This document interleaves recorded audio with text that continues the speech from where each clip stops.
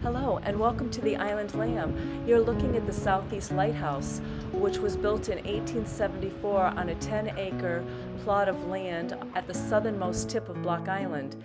It is equipped with a first order of Fresnel lens made expressly for it by Barbier and Fenestrel of Paris. It sits 67 feet high and it's built on top of a 52-foot cliff known as Mohegan Bluff. It is also known as the highest lighthouse in New England. In the mid-20th century, we started to see erosion, and so prior to its construction, local farmers cautioned the federal government not to build the Southeast Light so close to the island's southern edge. However, they went ahead and built it, and in 1983, a campaign to rescue the lighthouse was begun by the Historical Society. In 1993, the entire building was moved, and the 10-year campaign to move the lighthouse required 3 acts of Congress, $2 million, and the cooperation of local, state, and national agencies. And on August 27th of 1994, there was a relighting ceremony to honor the move.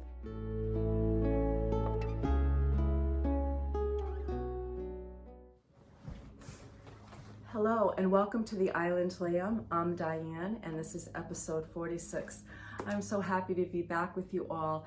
It is the 23rd of November and we are now in the build-up to, in the United States, Thanksgiving. And we are having a very stormy few days on the island. The ferries didn't run yesterday. They're trying to run this morning. I think they're going to cancel them this afternoon because of the winds. I think it's going to be windy again tomorrow, and we're hoping that we'll get off the island. I know we'll get off the island. It's just a matter of how many days in advance will we have to get off the island to head to my mom's for Thanksgiving, because this wind isn't going to stop. It's just going to have a lull and then it's going to start up again. I can't complain about the temperatures. It's been, this morning was 49 degrees. I think we're going to stay between 49 and 53 over the holiday weekend. So I'm happy to be cozy and not have to go anywhere today and have all of my wonderful projects around me and to be able to share them with you. I hope you enjoyed that little video at the beginning of the Southeast Lighthouse. For any of you who are really interested in lighthouses, there's so much more information. Just go on to southeastlighthouse.com and you'll get, you get to see some of the blueprints of the exterior and the interior and a little bit more about the process of moving that lighthouse back. And we were here to witness all of that, and it really was a major feat of engineering, and it's quite beautiful. It's difficult to get photos of it unless you're out on a boat, you're off to the other side of the bluff. Otherwise, it's just so big and it's brick and it's hard to capture. So one of those photographs, and I will give credit underneath, was from Malcolm Greenway, who is a award-winning photographer. And I'll also note the book that photo came out of, and he's got some beautiful photography of Block Island. I'll include a photo of what the cover looks like. It is still available. He resides on the island with his wife. He's an incredible human being. So I did use one of his photos from the magazine, and then some of the other photos came from some information from online. So again, unless you're like out on a boat and you're looking up at it, or if you're on another cliff, it's hard to really take it all in. I've walked up to it a few times, and years ago I took a watercolor class where we tried to paint it, and you had to get so far away from it just to really get the scope. So I hope you enjoyed that. Okay, let's get to the knitting, because I have so much information and so many things going on. I think this is going to be a little longer than my normal podcast of about a half hour, but I'm just going to go with it and we'll just see how it goes. Okay, what am I wearing? Well, this is an old pattern. And you know, sometimes I give us challenges by bringing up some of these old patterns. This was a classic elite.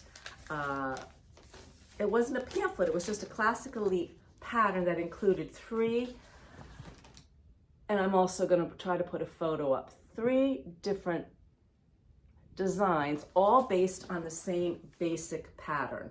So there is a ribbed pullover, the one I have on, and a rocking cable.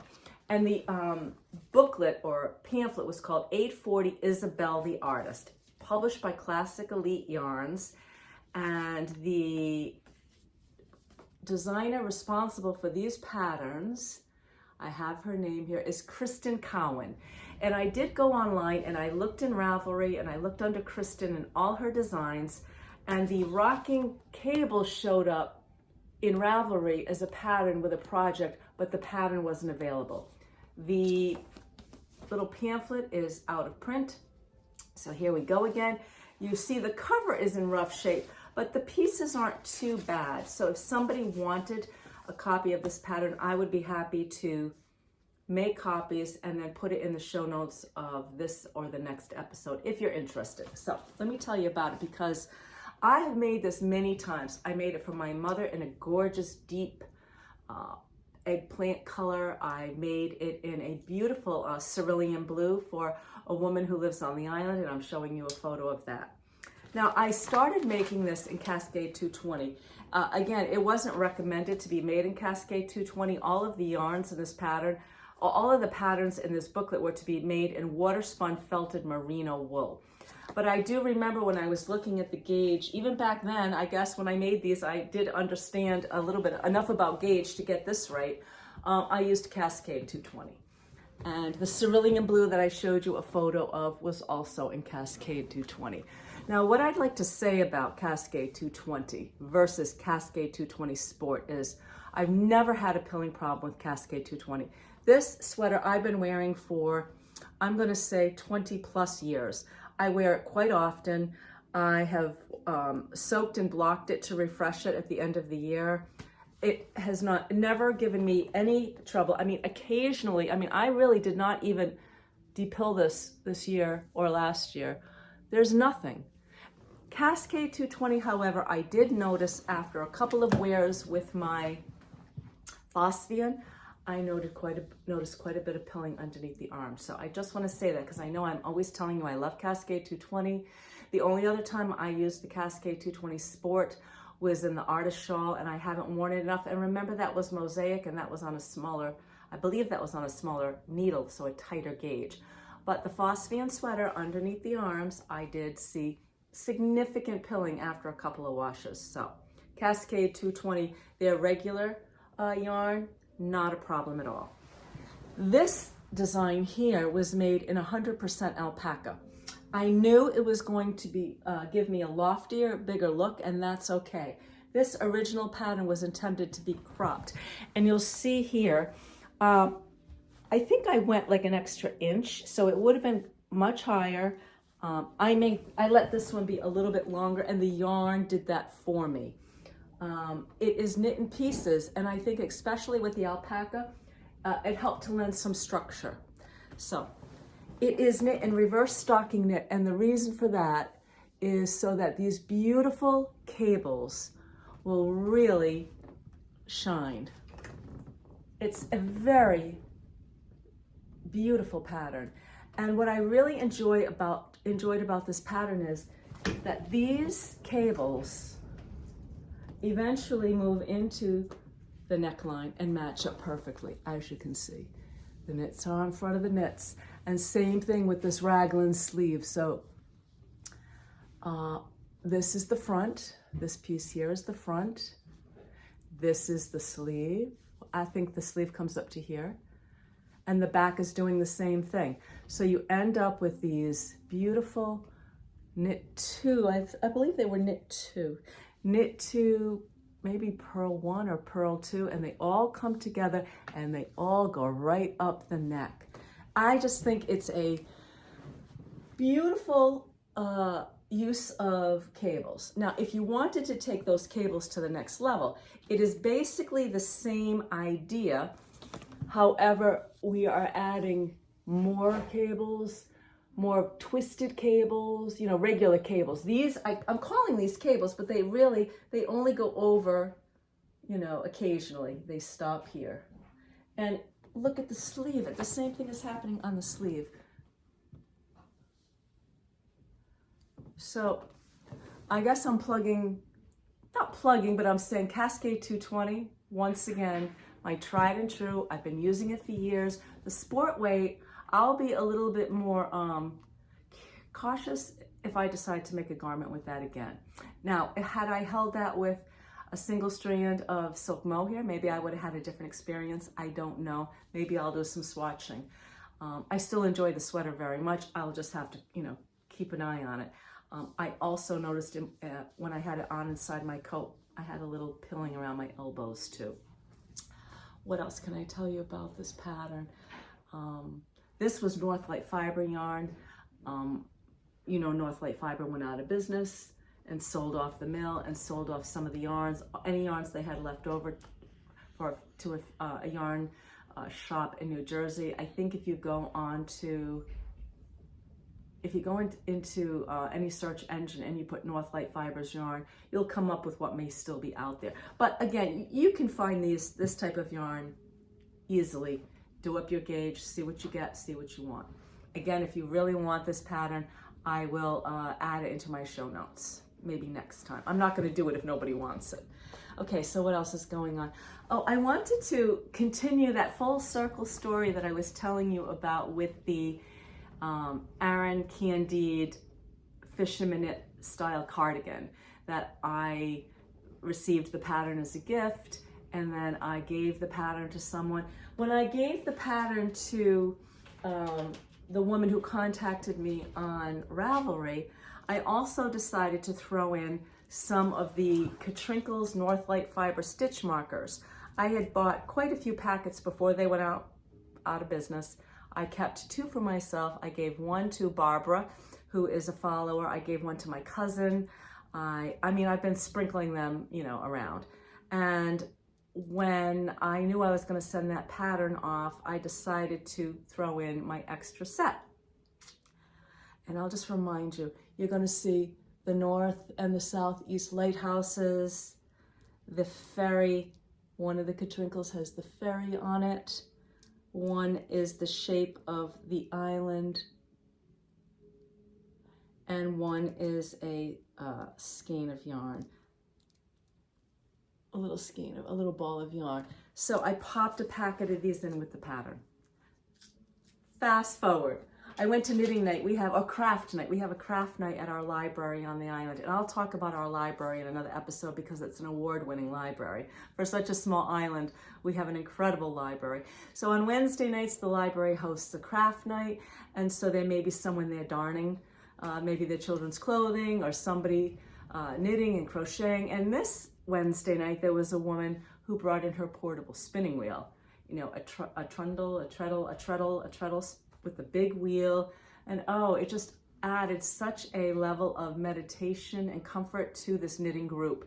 And so anyway, a friend of mine, Sharon, who is an incredible knitter, beautiful gauge, did a lot of the sample knitting for Northlight Fiber, handed me 2 packets of the Katrinkle Northlight stitch markers, 2 darning needles, and just gave them to me.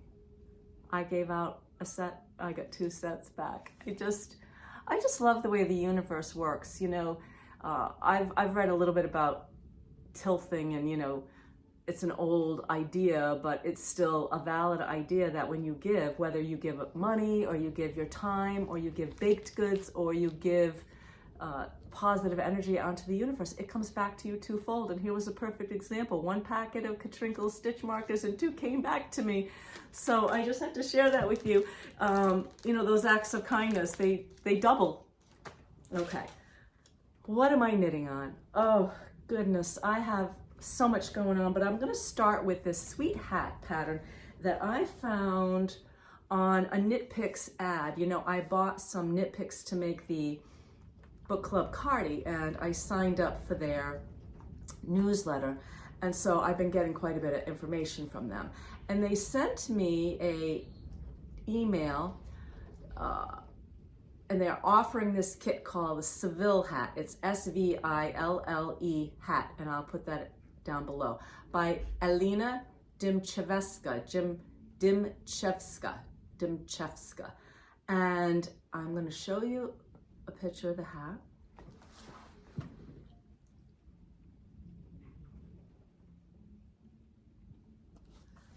I have it in my Knit Companion, and I'm going to show you a photo of the back of the hat.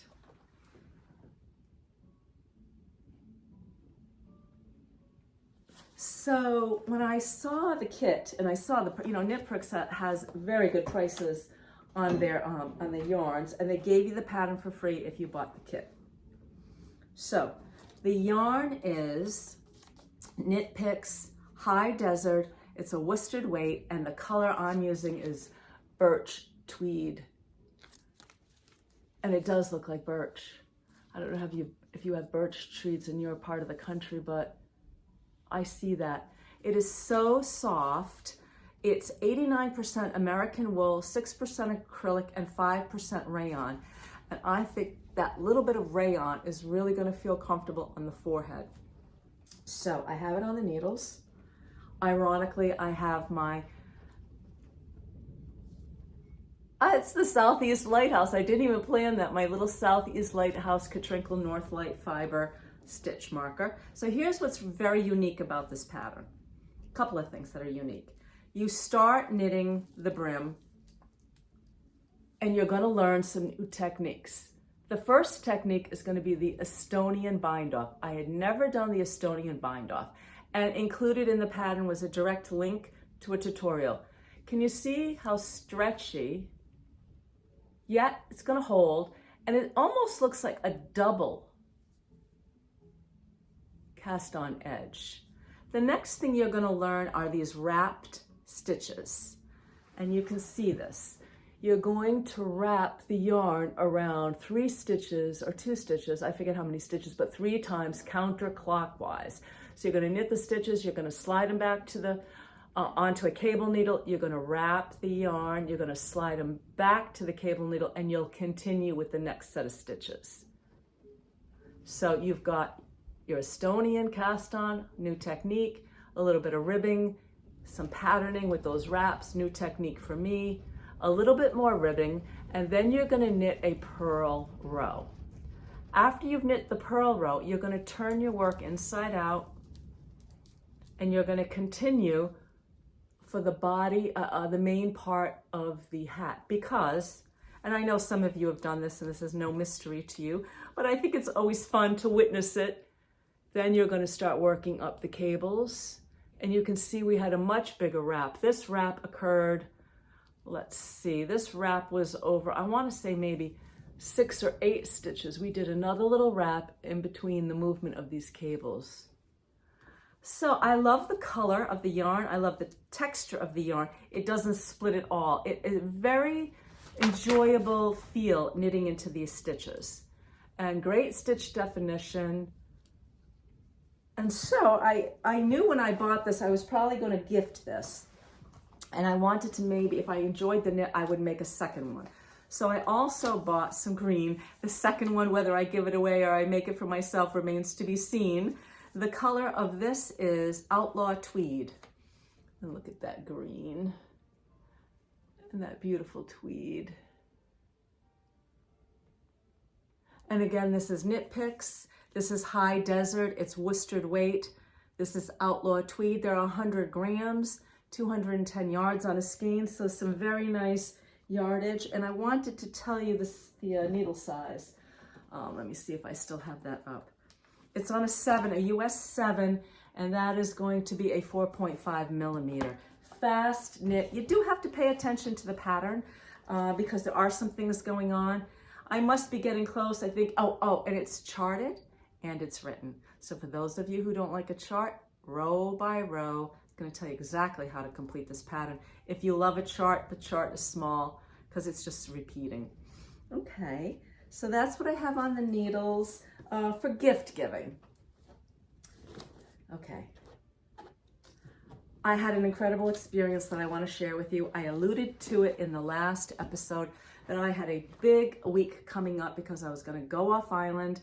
My husband and I were going to go up to Providence, that's the capital city of Rhode Island, and stay at the beautiful Hotel Providence, which is an old building, and that's a whole nother story. It's got a history, but it's just basically across the street and 1 block away from the Providence Performing Arts Center in Providence. And there was a production of Mamma Mia, and we love Mamma Mia. We love the story, we love the music, and so do our friends and family. So it was my husband's birthday, our best friend's birthday, and my husband's sister's birthday, all within a couple of weeks of each other. So my husband gave that as a gift to our friends and family and to us to go to Providence, spend the night at Hotel Providence, go to Federal Hill for dinner, and then go see the show. And I'm showing you some photos of this incredible photo that I took. It was a super moon, the beaver moon, and the moon was rising, and it was just coming up over the archway, which denotes the beginning of Federal Hill. And it's a pine cone. And you may have noticed that in the background I have my little wax candle pine cones. The pine cones are everywhere right now. You know, we had chestnuts and now it's pine cones. I've been thinking about projects of things to do with pine cones. I love the pinoli nut, the Italian pinoli nut that you use in pesto and a lot of other, especially holiday cookies. And so to see this beautiful pine cone on this arch, see that full moon rising, and in the background, you see this tall, interesting shaped building. And people in Providence call it the Superman building because it looks very much like the building from the original Superman movies, or maybe it wasn't the original, but some of the Superman movies where the Daily Planet, the newspaper, was located. So the play was fantastic. The dinner was great. Authentic Italian food. This area since the 19th century has really been an Italian community of markets and restaurants and Italian cultural events and activities. So it was a very nice evening. We were able to enjoy that full moon. After that, my husband dropped me off in Barrington at my cousin Catherine's house. And this is the first time I've been to her home. We've met all over the place, at my mom's, at restaurants. She's come to Black Island. We had something planned a while ago and it got canceled for one reason or another, so I was very excited. And of course I brought all my gear, all my knitting, all my sweaters, because we were going to go to Stitch Source, her local yarn shop, who hosted a series of knitting classes with Gudrun Johnston originally from the Shetland Islands. So it got to my cousin's house, where she presented me with a gift bag and I presented her with a gift bag, and she gave us matching pumpkin mugs. So right away we were making chili, we had the fire going in her den, we made ourselves a nice steaming hot cup of tea, and we sat and we knit and we caught up with each other, and we could just feel our excitement about going to this class together, getting to see her beautiful home and spending time with her, and sharing our love of books and poetry and knitting and books. I said books, and just, we are, as her husband said, cut from the same swatch. I thought that was so cute that he identified that. So it started with just getting together, having a little downtime. Then the first night, the first class was really just a lecture and a slideshow by Gudrun Johnston. Now, if you haven't heard of Gudrun, she is all over Instagram right now because she is touring New England. She's originally from the Shetland Islands. Her dad still lives there. She has lived in Scotland and back to the Shetland Islands and back. She's lived in Massachusetts or New England more than once. And now she is living in Massachusetts and not far from Webb's, the yarn shop. So the first night we got a chance to just, hear about the Shetland Islands, hear her story. Her mom was a designer, a beautiful knitwear designer, and she was not as much a knitter as she was a knitwear designer. I'm looking for the little postcard so you can see a picture of her. Here she is. This is Gudrun. So we got to hear about the Shetland Islands. We got to hear about her mom and her mom as a designer, and how she, as she got older in life, decided to go back and to revisit some of her mom's designs, maybe tweak them, maybe not, and then republish them. And then now she is the brand representative of Jameson Mills, which is, there are two Jamiesons in the Shetland Islands, which I wasn't aware of. There's Jameson Mills and Jameson Smith. They are not rivals, they are brothers, I believe. And she is the brand representative for North America for Jameson's Mill. And if you ever worked with Shetland wool, you're going to really appreciate what I'm going to talk about here. So the next day, my cousin and I, we were able to get some walks in, walked her dogs. And I just have to tell you, I don't have a dog. We don't have a dog. We have a Lyme disease tick issue on the island. I'm very allergic to poison ivy. My yard is surrounded by shrubs that have poison ivy in them, and we travel. So it just doesn't seem to fit our lifestyle. But to sit on my cousin's couch in front of the fire with a steaming cup of tea, knitting in hand, and to have Baxter or Brady, one of her pups, snuggled up against me, it was like, you know, stuff that you see on Instagram. It was perfection. So anyway, the next day we walked the dogs and we went to a farm and we picked up a few things for our meal. I might be getting the days confused, but we picked up some things for a meal and we got ourselves ready to go to our class. Now, Gudrun taught 2 classes that day. The morning class was a Shetland lace, where you made a hap, which is the Scottish name for a shawl, or the class that we took that evening was the Fair Isle Tasters class. So the Fair Isle Tasters class, we were presented with this bag, and this design was by Gudrun's daughter. And in this bag were 6 skeins of Shetland yarn. And the yarn is actually called, I have the tag here, I'll get to that in a sec. The yarn is called Shetland Spindrift by Jameisons. And these skeins have about 100 yards on them.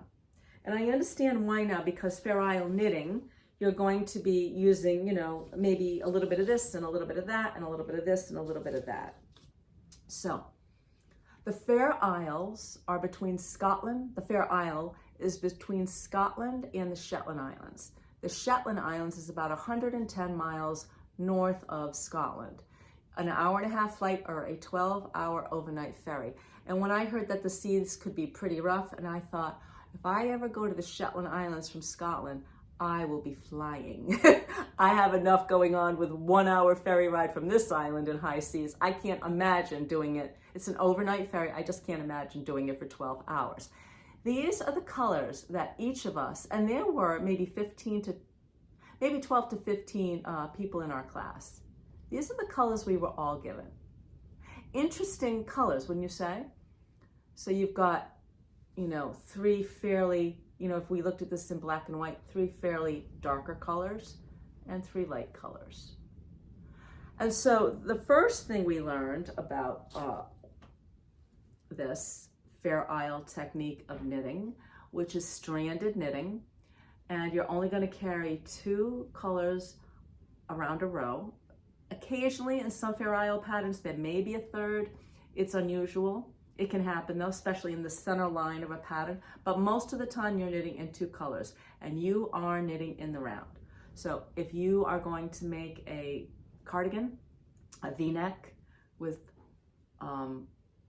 armholes, you're going to steek. Though I will share another technique that you could do instead of steeking that I learned from Gudrun, but most of the time you are going to cut.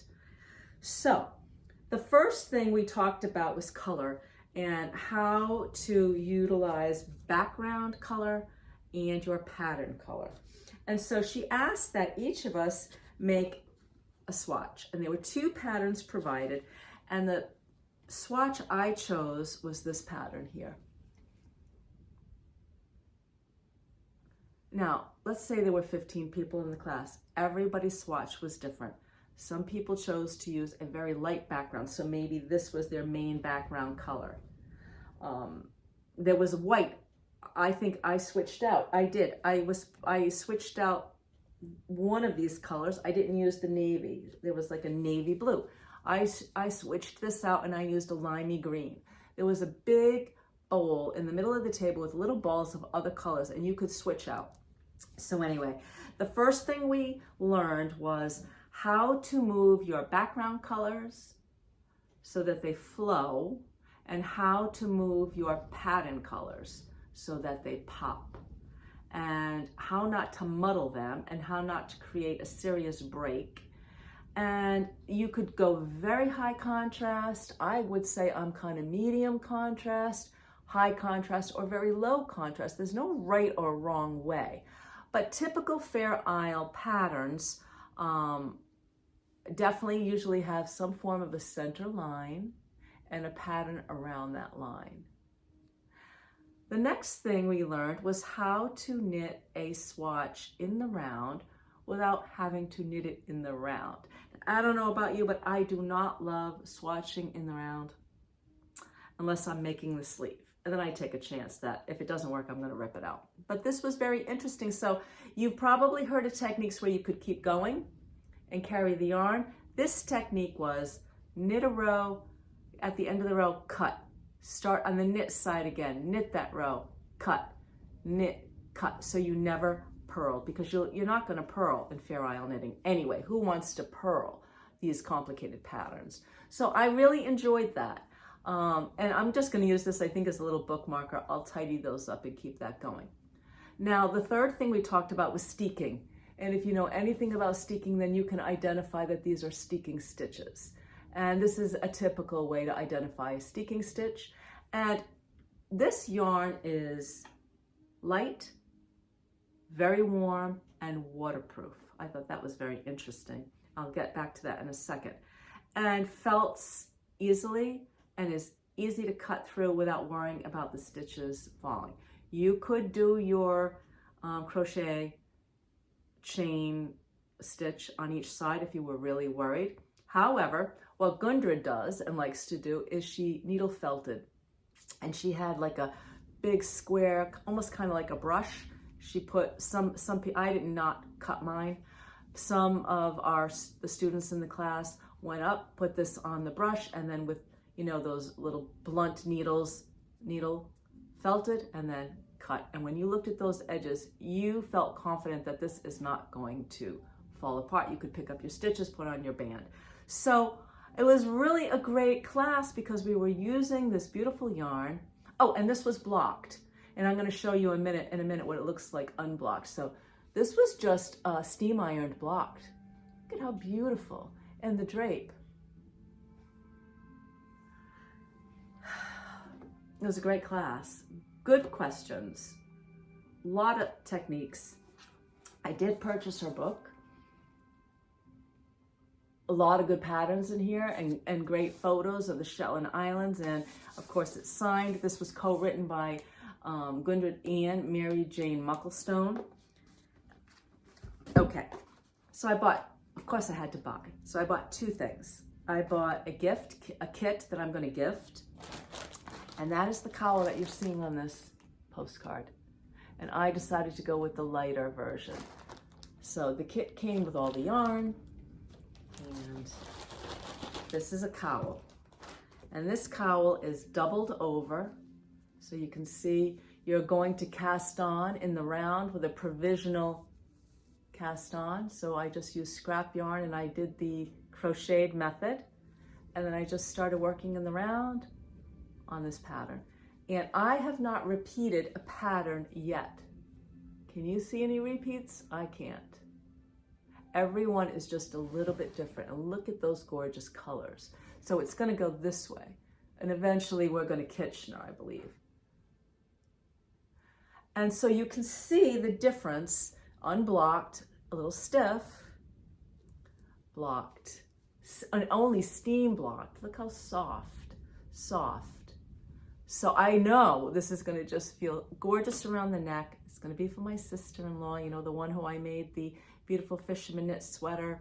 She's got, you know, auburn, beautiful hair, is gonna be able to pull these colors off. Okay, so that was a kit, and you can get these kits at the Stitch Source Yarn Shop in Barrington, Rhode Island.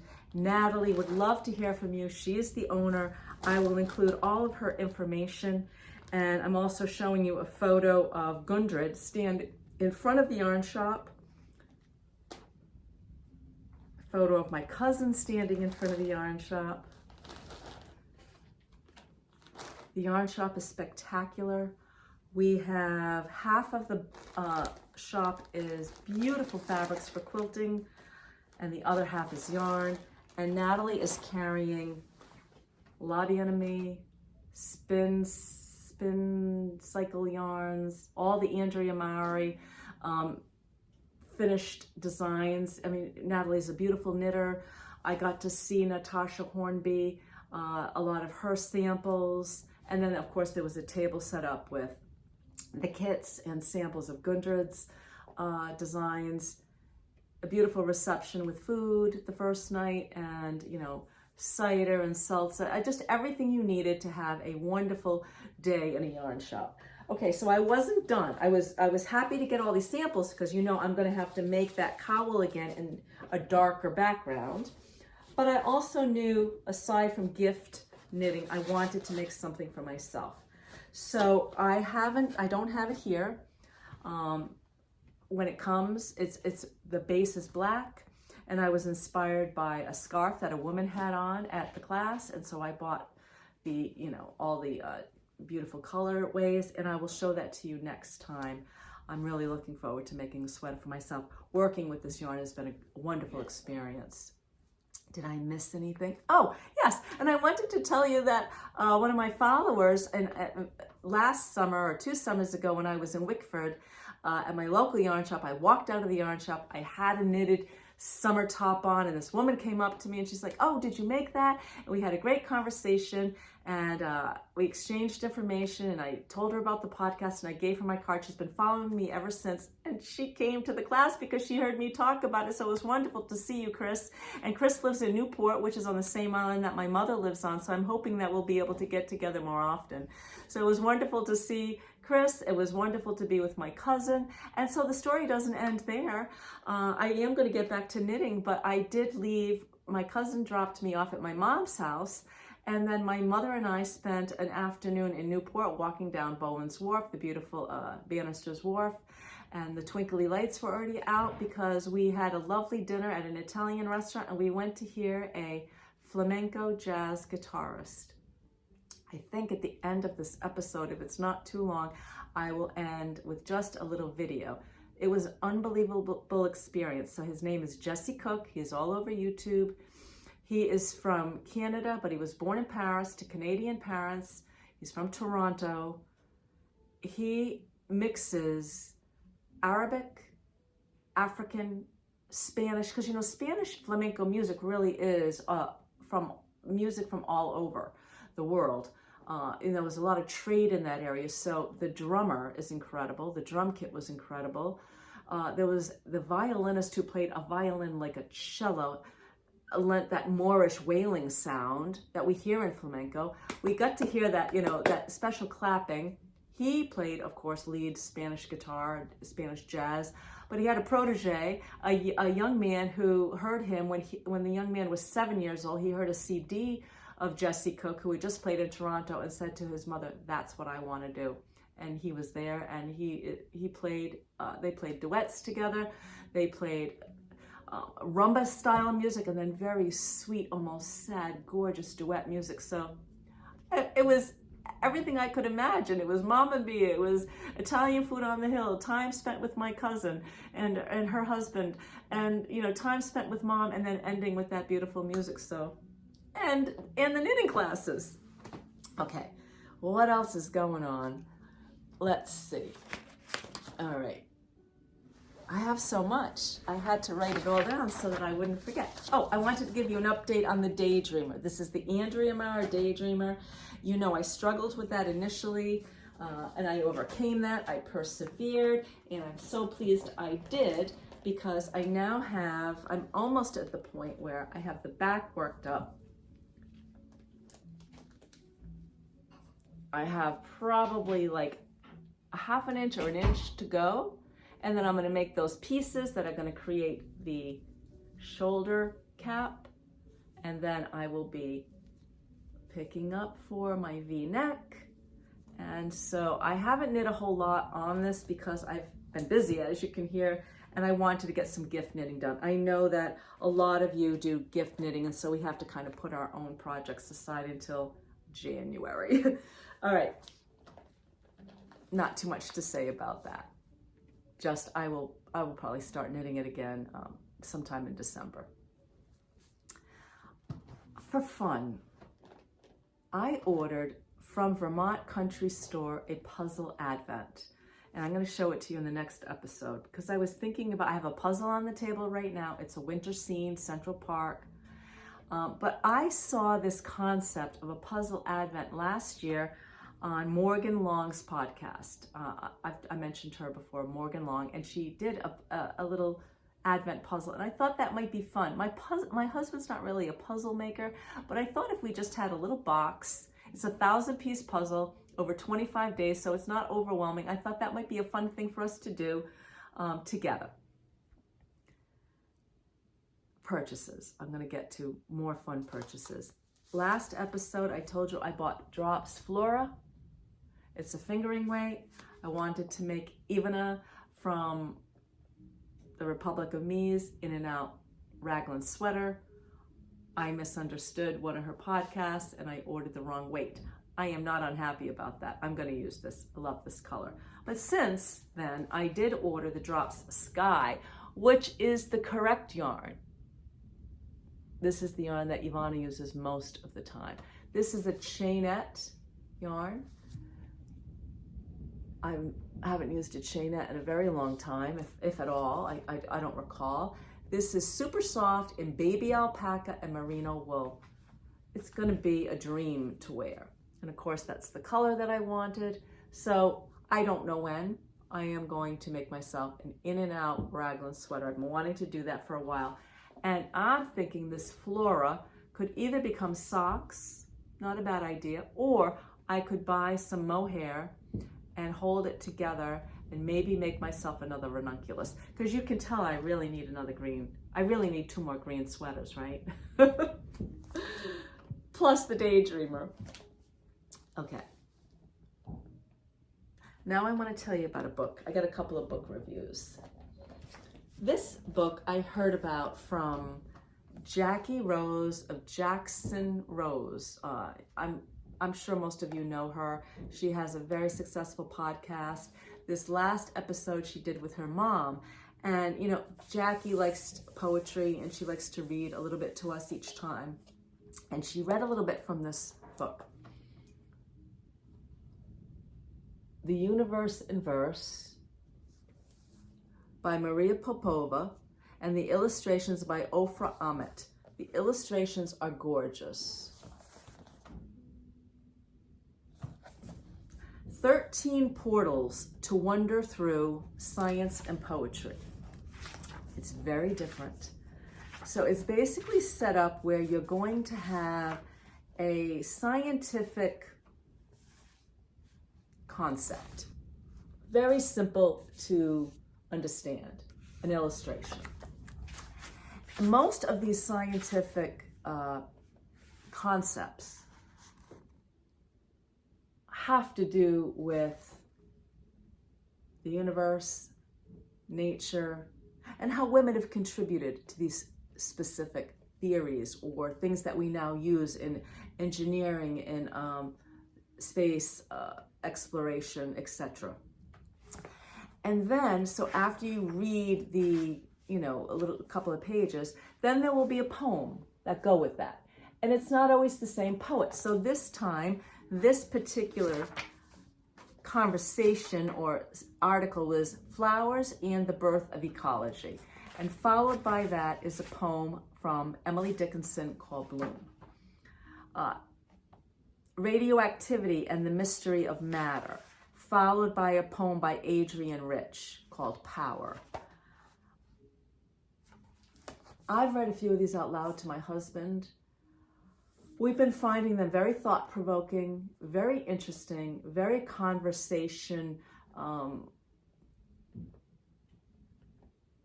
driven. I mean, we want to talk about it.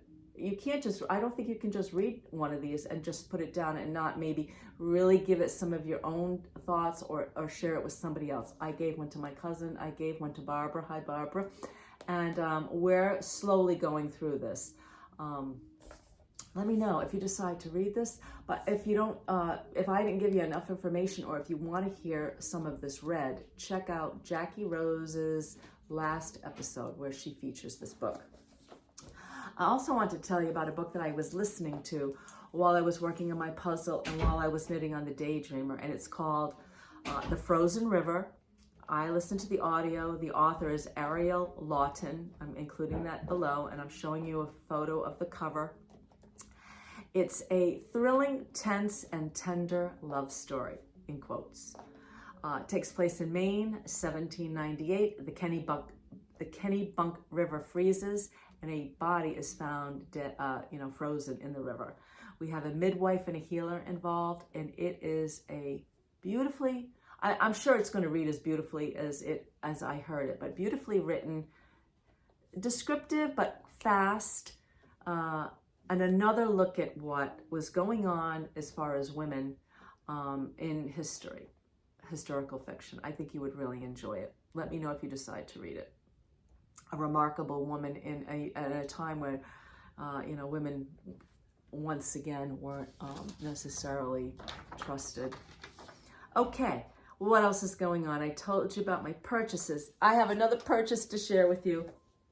I've been on a roll. I have never done a yarn advent before. I don't know if you have, but I was watching the Mermaid's Pearl on Instagram, and that's Lizzie, Elizabeth, my local yarn shop, and I was having a little, I want to be a part of that. She was showing the beautiful boxes she bought. She was showing all the shipping labels coming out of her little printer. And I finally said, what am I hesitating for? I think the hesitation might have been when I watch other podcasts and I see those little mini skeins and people don't know what to do with them and they end up piled up. And I certainly have a lot of leftover yarn from other projects piled up, but I'm going to read this little card to you. This little postcard was inside the box. And it says, inside you'll find a carefully curated menagerie of yarn and accessories for the desired crafter. Included are 13 exclusive mini skeins, 7 of which were dyed right here in Wickford. We also collaborated with 6 indie dyers, Malinated Bohu Bay, Chelsea Yarns, Moondrake, Life in the Long Grass, and Cake Wool Company. Our goal was to create an alluring gradient of colors inspired by the ocean and its beautiful creatures. Okay, so I've got it. This is what the box looks like. I mean, is that just, oh yeah, the whole box, even with the cover. And inside the box, of course, I can't open anything yet, but on some days, like on day 4, I'm gonna open up a box of something. I can't even imagine. On day 24, something flat. And then these are the little skeins of yarn. There are these little mini rulers. And it's just full. It's full of goodies. Okay, here's another shaped box. Oh, maybe stitch markers. So, I don't know if you've ever done an advent. I think that you've got to say, is it worth it financially? Because they're not. It's fairly. I'm going to say it's fairly expensive. I mean, you're getting quite a bit there. And I just said to myself, it's been a year. We've all had a year, and we're still having a year. And I just decided I could give that to myself. I'm going to give myself a puzzle advent. I'm going to give myself a yard advent because I deserve it. And you do too if you decide to do it. We can't feel guilty, right, about enjoying our hobby and our craft. All right. I think I've covered it all. I'm just happy to have shared all this with you.